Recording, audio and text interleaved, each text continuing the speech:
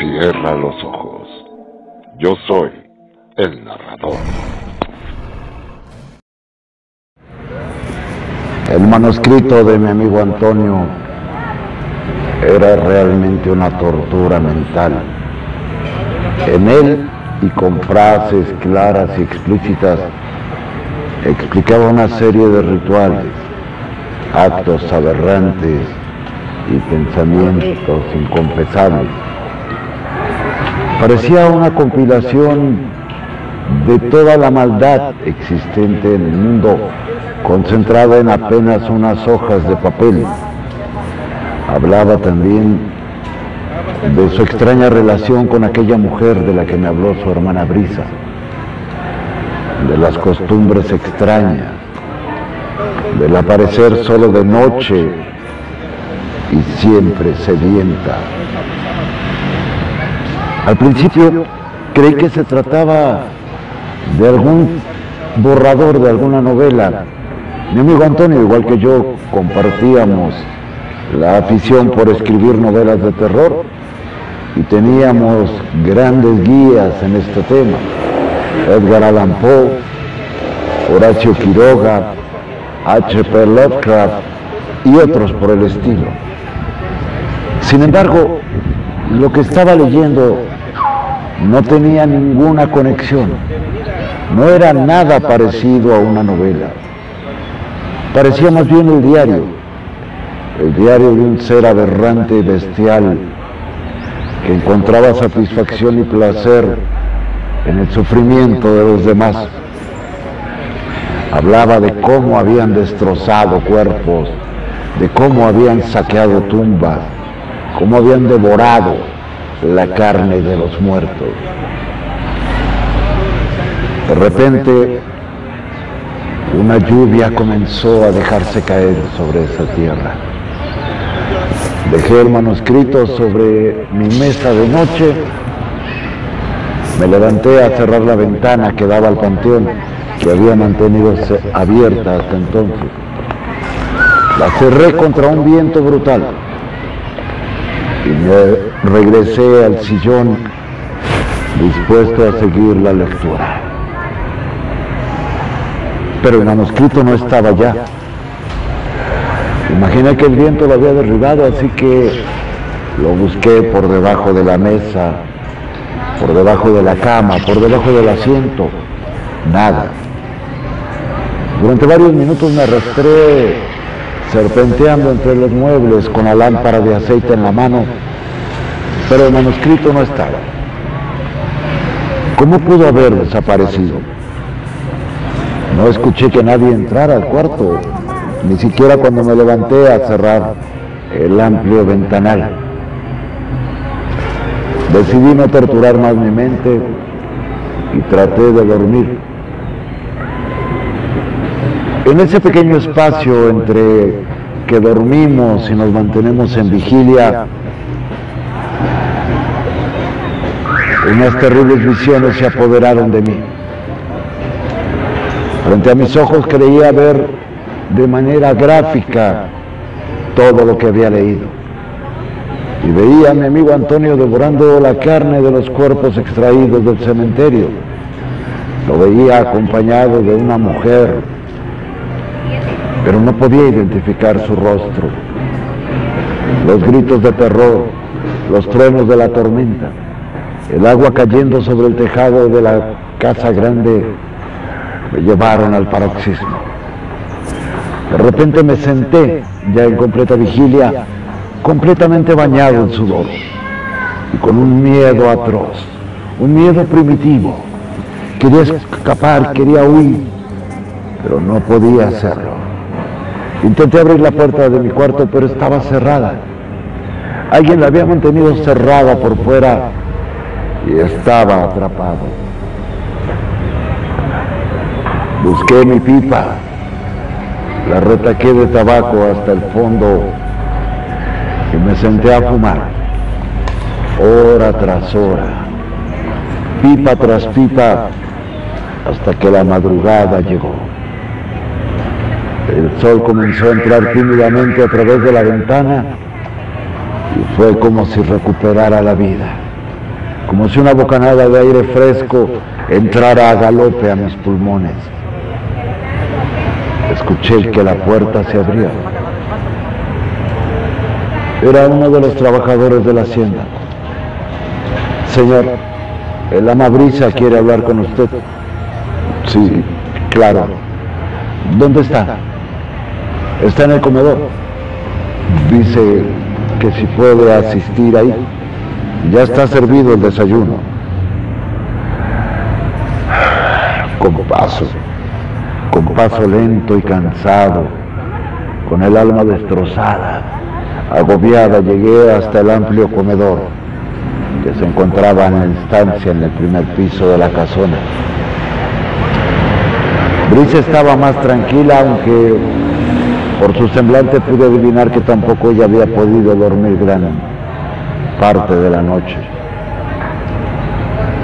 Mientras desayunábamos, casi de manera casual me preguntó: Sí. José Luis, ¿has tenido tiempo de leer el manuscrito de Antonio? Sí, Brisa, aunque he de confesarte que me ocurrió algo bastante extraño. Anoche, mientras lo leía, olvidé que había dejado abierta la ventana que da al panteón. Una ráfaga de aire entró, me levanté para cerrarlo durante la tormenta y cuando regresé el manuscrito había desaparecido. No he podido recuperarlo. Quizá alguna de las empleadas que hacen el aseo pueda encontrarlo el día de hoy. Llevando su taza de café a los labios, dijo secamente: no lo encontrarán. Hay muchas cosas que están pasando en esta casa. Desde antes de la muerte de Antonio ocurren cosas extrañas. Ahí, al fondo de la estancia, en esa puerta, tras esa puerta de roble, está la biblioteca de mi hermano Antonio. No dejaba entrar a nadie. Llegaba después de dejar a su amiga y se encerraba horas y horas. Después salía, pero lo curioso es que cuando salía escuchábamos ruidos en la biblioteca. Algunos quejidos, eran ruidos extraños, como lamentos, quejidos. Una voz gutural y áspera que ponía los pelos de punta a quienes pasábamos por la puerta de la biblioteca. Aún después de la muerte de Antonio, no nos hemos atrevido a entrar ahí. Quiero pedirte un favor. Quédate con nosotros hasta que termine el novenario.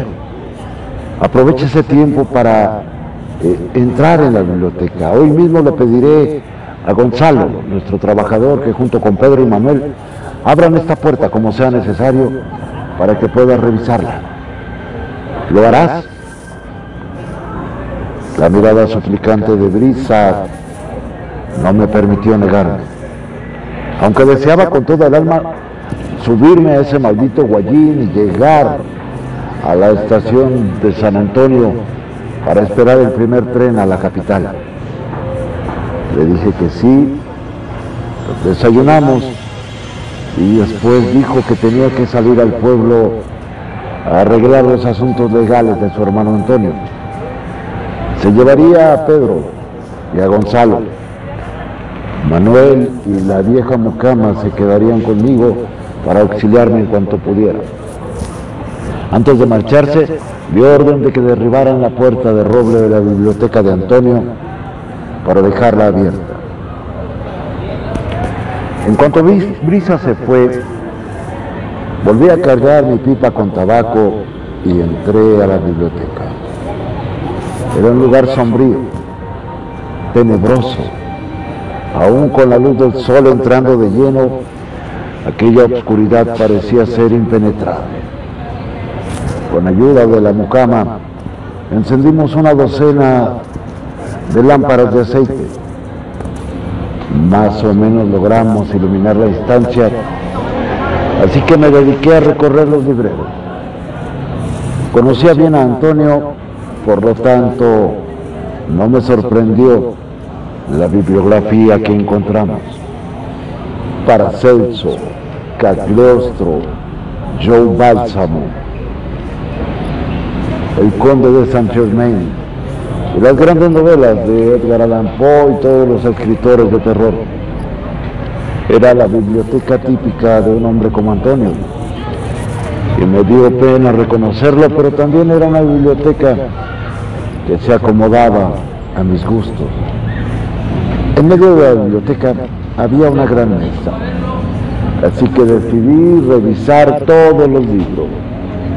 La mayoría de los textos los conocía ya sea de oídas, por referencia, o porque habría leído algunos de ellos.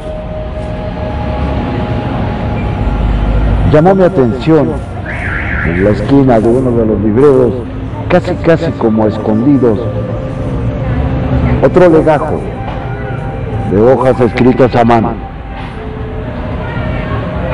Lo tomé, lo abrí y estuve a punto de desmayar.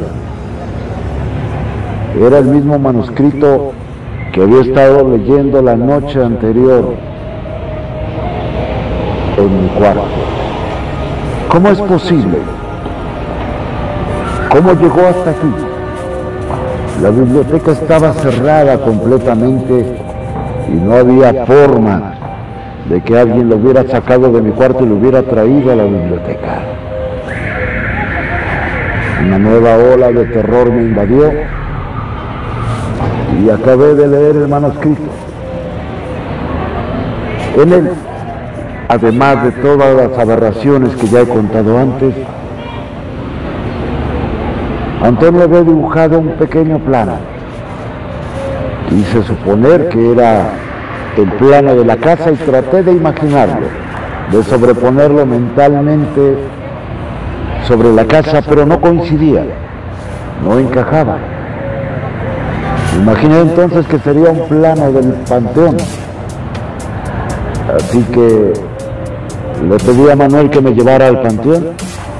Llevé el plano en la mano y este encajaba perfectamente. ¿Por qué tenía Antonio un plano del panteón? En el papel había unas pequeñas marcas rojas. Entonces, sobreponiendo mentalmente el plano sobre el inmueble o el camposanto, le pedí al peón de la hacienda que me acompañara.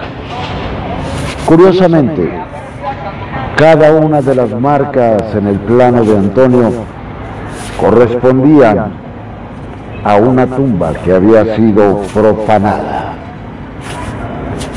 Yo soy el narrador, y si te ha gustado esta historia, te pido que te quedes con nosotros para la conclusión. Buenas noches, que duermas, si puedes.